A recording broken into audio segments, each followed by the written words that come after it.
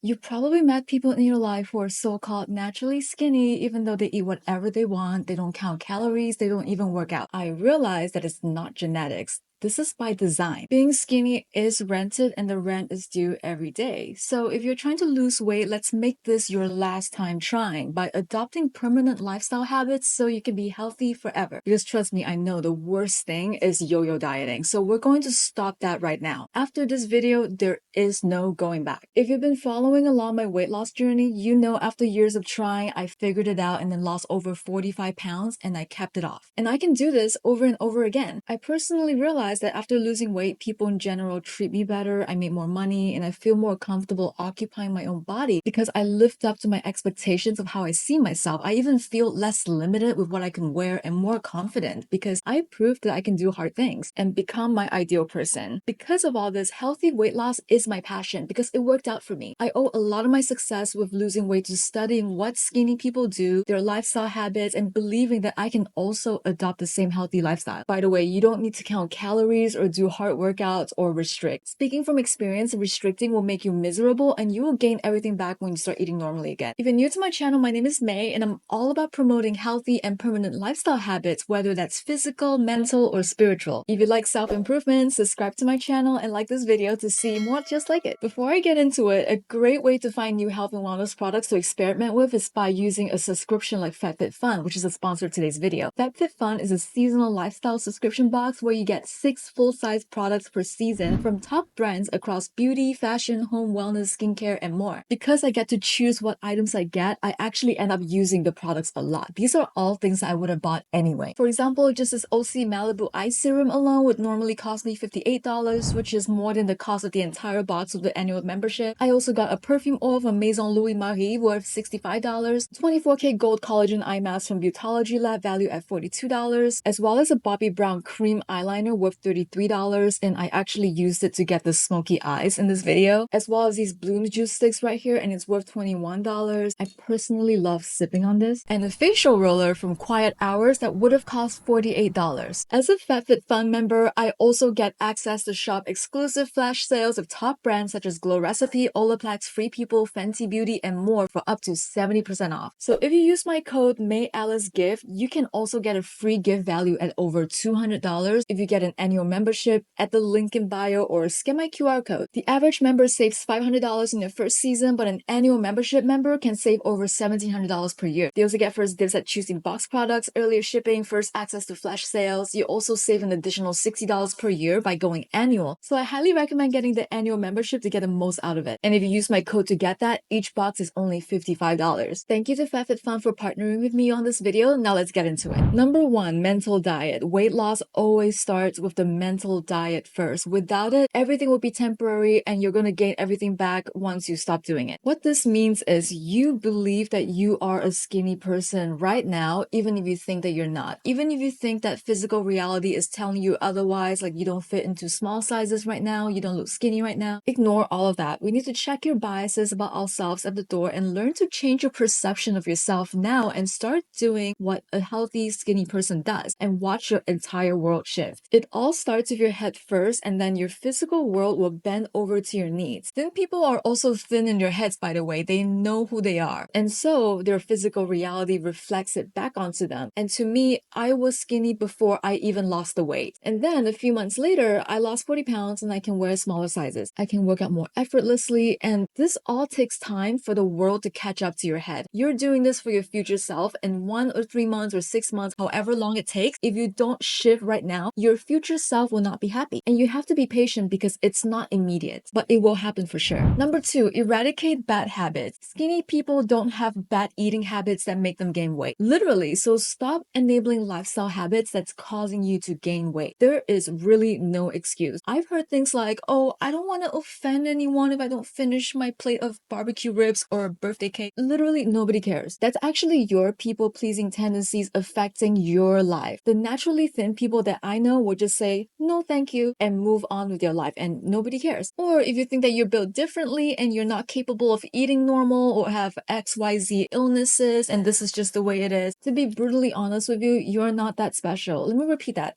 you're not that special. That means you're also not so different from other people because everyone is dealing with something that you don't know about. This also means if it's possible for someone to defeat their demons and break the cycle of unhealthy eating, you can definitely do that too. I find this especially with overweight and obese people. They are incredibly good at enabling themselves and making certain excuses more than anything else, and it would desperately cling onto the very first thing that enables that. Making excuses, holding on to validation, and being enabled, all of this is part of a victim mindset that avoids accountability, and this type of mindset takes effort to get rid of. Okay, so for example, if you have illnesses, valid, I did too. I worked hard to get better, so I got over it and I'm able to lose weight. You literally have to save yourself by getting over this hill, go to the doctor and get treatment so that you can start losing weight. Yes, I know it's harder for you, but nothing in life is ever that easy, right? But it can be easier and it's never impossible. If other people can lose weight with hormonal issues or PCOS or hypothyroid, so can you. Same thing with getting on certain medications that make you gain weight. That just means that specific treatment doesn't work for you. So don't stay on it because there are other options. For example, if birth control is making me gain weight, there's no way in hell I'm staying on that specific birth control. You deserve a healthy body that you're proud of, and that takes a lot of work and consistency and awareness. And that is ultimately what's going to get you to your goal. And then once you're there, and I'm sorry to say this, you have to keep doing this forever or else you gain it back. Skinny is rented and the rent is due every day. And that is the brutal and harsh truth. So whatever excuses that you want to make peace with it and do what you have to do. Number 3, stop counting calories. You don't actually need to count calories because realistically, nobody can ever get their calories right 100% of the time unless they're carrying food scales with them everywhere they go, which is honestly not sustainable. And I agree that accountability is great and it works for some people, but counting calories every day for every meal, everything that you put in your mouth, requires a certain level of obsession. And this same kind of obsession is also what got you here in this position in the first place. I don't believe that naturally skinny people obsess over calories all day long their entire lives. I'm talking about naturally skinny, not people with restrictive behavior, because that's not natural. Budgeting calories and figuring out BMR and all of that, it's all well and good. It's a unit of measurement that helps a lot of people figure out how long it takes to lose weight. They eat a certain amount, and that's fine. But if being skinny is going to become a permanent lifestyle, you need to think for yourself if calorie counting is going to also become a part of that lifestyle, because you still need to live your life. The easiest way, honestly, is to just eat multiple cups of vegetables and maybe some fruit with every meal and prioritize your protein, at least a fistful of protein with every meal. Then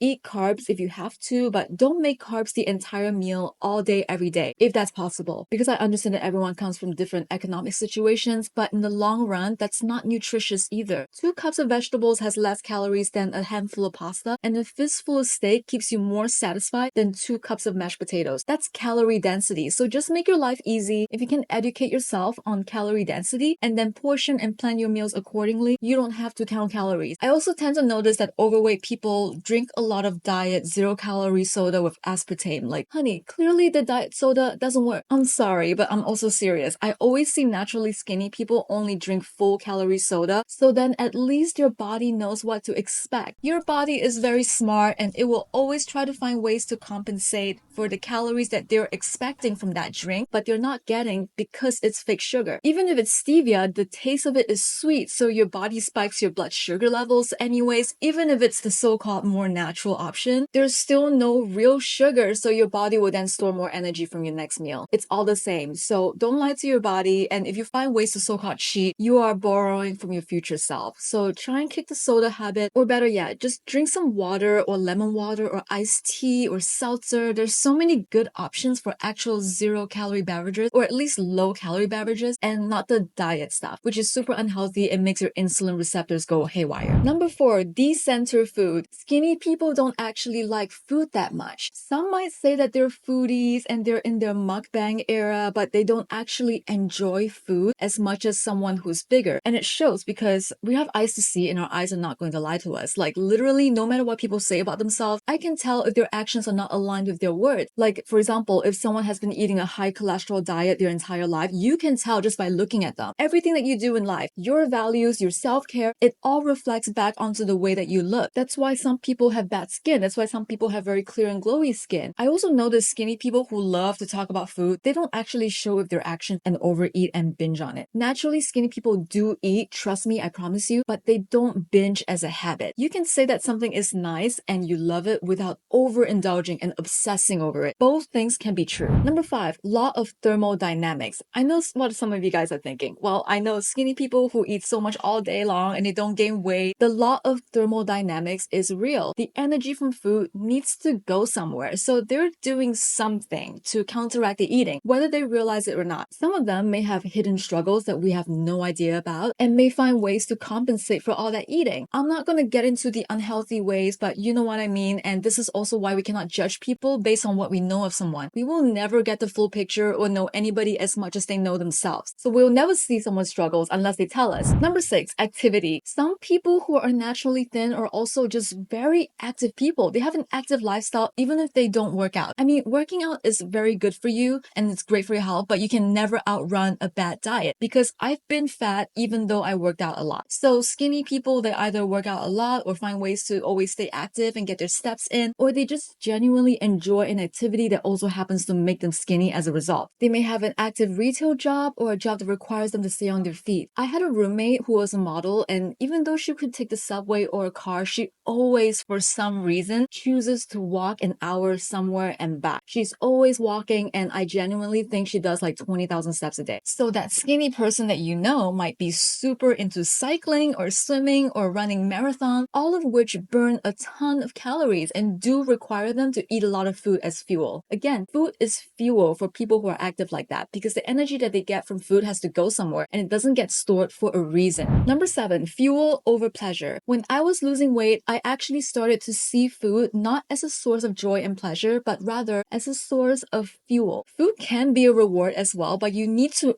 earn that reward with effort. So for now, reframe it and see food as medicine for your body. It's nourishing. I actually was forced to come to this realization because eating bread and sugar was not only making me gain weight, it also made me chronically ill. Literally, the simple carbs and the sugar was feeding the diseases in my body. And the only way that I could heal my body from the root cause is to make sure that every single thing that I put into my body is super nutritious and medicinal so that I can get rid of that illness. Of course, I can allow myself dessert occasionally now that I already lost all of the weight. I actually don't even eat sweets that often because of certain health conditions. Literally, if I overindulge on sweets, my body suffers. And literally, healthcare expenses are unreal in America. It's just too expensive not to afford to eat healthy. But yeah, you don't really get to choose dessert right now because you're on this weight loss journey and you want to be strict with yourself. And sorry, you got to this point because you keep choosing pleasure over discipline and consistency. Other people can eat whatever, but you're not other people. You don't have the same goals. You're on a weight loss journey. Especially if you get easily addicted to food, you know yourself best. But in general, it's better to just stay away from distractions until you reach your goal. I promise you, keeping a tunnel vision and stay on track will get you there the fastest. Then once you reach your goal, even the tiniest milestones, okay, if you lose a pound, 5 pounds, 3 pounds, celebrate yourself. You can have dessert without guilt and without worrying about sabotaging anything because you reach a goal. But you have to be very careful not to spiral. Number 8, observe.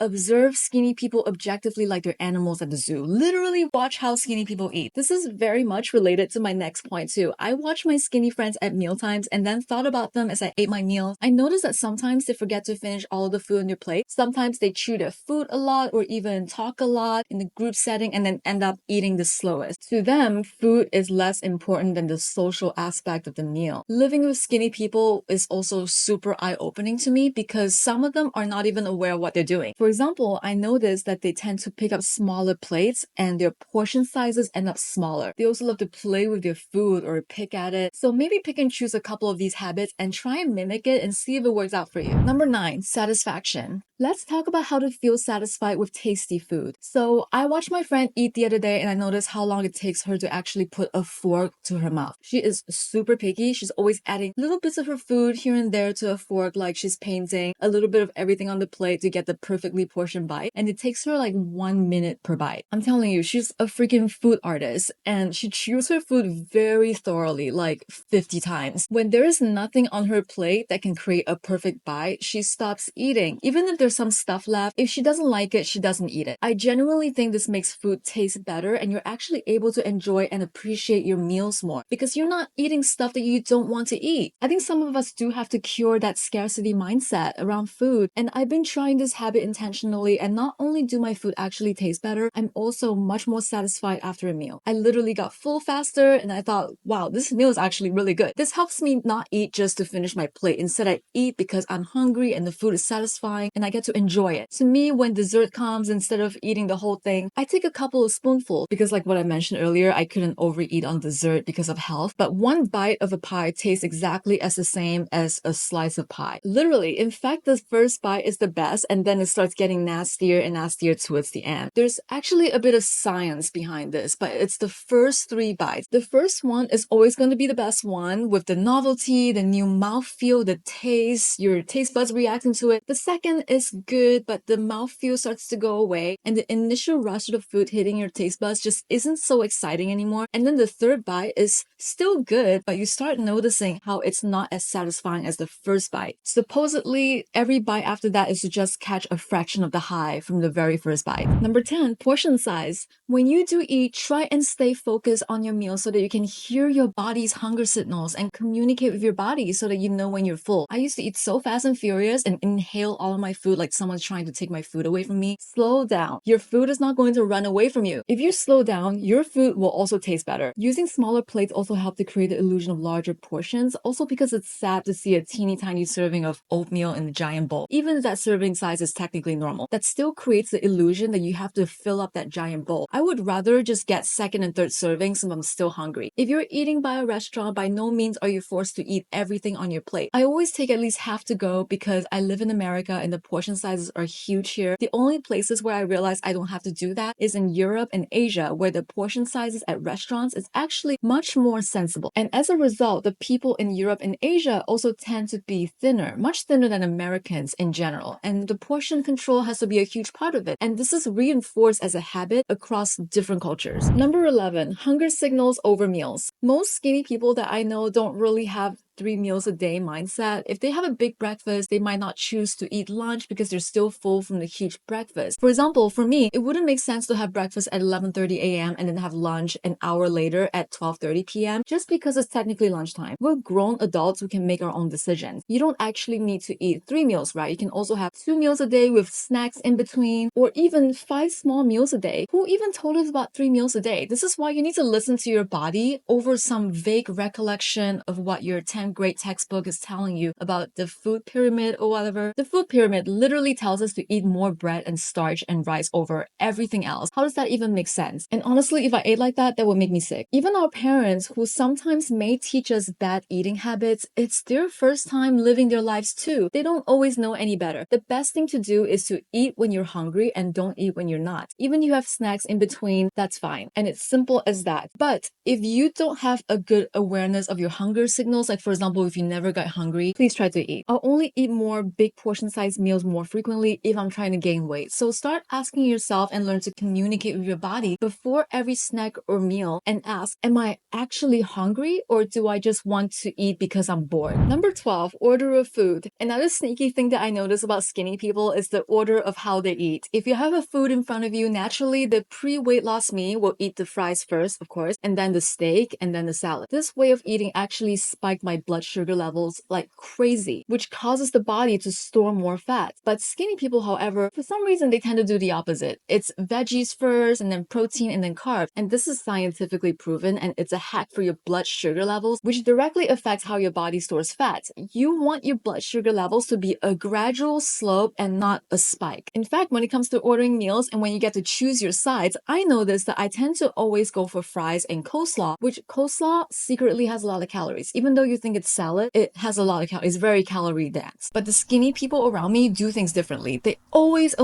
go for a side of garden salad or some kind of greens as a side before they even touch the fries. And even then, they almost never finish the fries. If I have to be honest with you, I would have devoured my fries and then ate the fries off of my friend's plate. But I had to force myself not to do that anymore and just stick to my own plate. Number 13, real skinny genetics. Naturally skinny people tend to be tall. This is the only skinny genetics I can think of that's actually valid because taller people burn more calories at rest and they also use more calories when they're active. So technically, tall people tend to be naturally skinny because it's easy for them to lose weight. Same thing on the inverse, it will also be harder for them to gain weight. I know this sounds unfair, but we really gotta work with our limits and what we got. If I were tall, I would probably be skinny and then I would probably never know what it means to struggle with my body and food and weight gain and learn these weight loss secrets secrets, which aren't actually secrets anymore because I'm telling you all of it. So I'm 5'3" or 160 centimeters in case you're wondering, and skinny for me means like 105 pounds or 49 kilograms. It may not mean the same for you, which is why I avoid mentioning hard numbers until now, because everyone's body type and shape is different. But I also need to give you that perspective that naturally short people will find it harder compared to tall people to lose weight and easier to gain weight because we're more compact and it shows up more on our body. So I literally need to work twice as hard as someone who's 6'5". And that's just the way it is. But I'm telling you, with good and healthy eating habits, like I mentioned with the vegetables and protein, you will find it way easier to lose weight and also be satisfied compared to someone who's eating junk food and restricting because they won't be satisfied. Number 14, temptation. Naturally skinny people know where their limits are at when it comes to temptation. For example, with snacks like cookies and potato chips, they're also very capable of skipping through all of the temptations on the menu and get something very sensible and healthy. What I'm saying is they usually know exactly when to stop before it becomes overindulgence because they have certain cues in their brain, or their brains are wired differently. You may have gained a lot of weight because you don't know when to stop. You don't have that same signals in your brain. You can't resist it. And if you can't resist going for dopamine or for distraction, you have to try and limit that as much as possible. This is where you need to know yourself very well. For example, if you know that if you buy a whole packet of Oreos, you'll definitely binge on it, then don't buy it in the first place. I always walk the periphery of the supermarket, that means around the aisles, and avoid the center snack aisles at all times because I know I'm not good at resisting temptation. If someone offers me a cookie, I will take 5 cookies. So I have to make sure that my weekly grocery budget is spent on healthy greens and protein and gut healthy food, and then some starchy veggies and complex carbs. I don't really leave much room for snacks, and if I crave juice, then I'll make my own green smoothies with those veggies or get, a very good low calorie option. If you can't resist temptation, then you're built differently from people who can, so you need to treat yourself accordingly. If there's snacks in the house, literally imagine they're like rocks that you can't eat because you know yourself very well, and until you can do the tough work of eventually rewiring your brain to resist that temptation, which takes exactly this sort of practice, by the way. You cannot go near those snacks. Delay your dopamine. Every time you say no to that, you're also saying no to potentially binging and overeating, and you build up resistance to temptation, and you can have more self-control. I promise you this will serve you well in the long run. But in the meantime, try to keep it out of sight so you can stay out of mind because object permanence really works. Number 15, weighing scales lie. This is the last point and it's very important. Don't believe the scale. The scale is always lying to you. If you know for a fact that you ate really well for a week and yet the scale is not budging, there could be a million reasons for that. It could be food weight, you're not drinking enough or drinking too much water. You might even be extra active, which retains fluid. You might be on your period. Your body might be trying to repair itself for some reason. Unless you have an amazing smart skill that tells you exactly what's going on, you won't know for sure. I also don't believe that naturally skinny people weigh themselves all day long. So it's better to just not obsess over that. As long as the overarching trend of your weight though over time is going down, or if you can see yourself visually in the mirror that you're losing weight, then you're doing it right. It's better not to obsess over the number and let it rule your life. That's not a good indicator for how well you're doing with your new lifestyle. Remember, your physical world takes time to reflect back onto you. Your thoughts come first. So as long as you know you're doing everything in this video correctly, then you're doing great. Remember, it takes time, so you might not feel like it's happening quickly enough when in reality, your body is probably processing your new lifestyle and figuring out how to make the extra energy stores, which is the existing fat on your body, melt off first. So just keep going no matter what. And then eventually one day you're going to wake up and notice a huge difference, which is going to make you forget about all the days that you wake up stressed because you gained a pound despite doing everything correctly. In hindsight, none of those things are going to matter because you've been living the life and the world will bend to you eventually. If you get this far, comment, "I will lose weight permanently in a healthy way," so that we can affirm it for each other. This is a support group and I want to see you guys encourage each other when we're doing things the right and healthy way. Thank you so much for watching. Thank you to FabFitFun for sponsoring, and I will see you in the next video.